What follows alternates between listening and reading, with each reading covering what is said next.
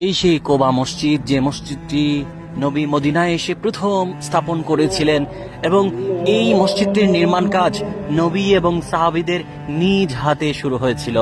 হাদিসে তিরমিজিতে এসছে, এখানে 2 রাকাত সালাত আদায় করা একটা উমরার সম পরিমাণ কাজ সম্পন্ন করা।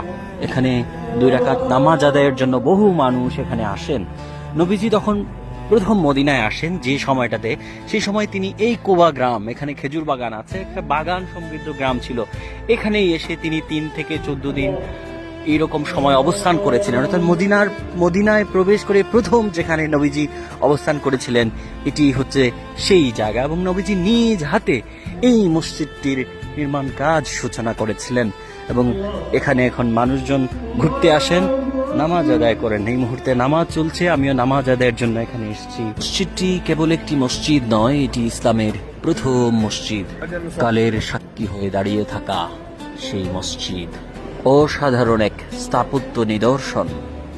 ইসলামের ইতিহাসে নির্মিত প্রথম মসজিদটি মসজিদে কোবা, যেখানে এখন আমি নামাজ আদায় করে বেরোলাম, এবং এখানকার প্রাঙ্গণ আমি দেখছি যে বিশাল প্রাঙ্গণ রয়েছে। এই কোবা মসজিদ, এই কোবা এলাকাটি নবীজির মদিনায় আগমনের প্রথম স্থান, যেখানে তিনি প্রথম এসেছিলেন। এখানকার মানুষজন তাকে সাদরে গ্রহণ করেছিল।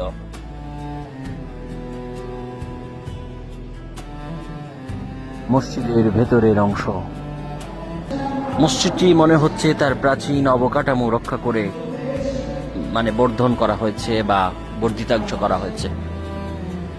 যদিও পরবর্তীতে মসজিদটির সম্প্রসারণ করা হয়, তবুও এর পুরাতন আদল বা তার সাদামাটা চেহারাটি এখনো প্রকাশ্য।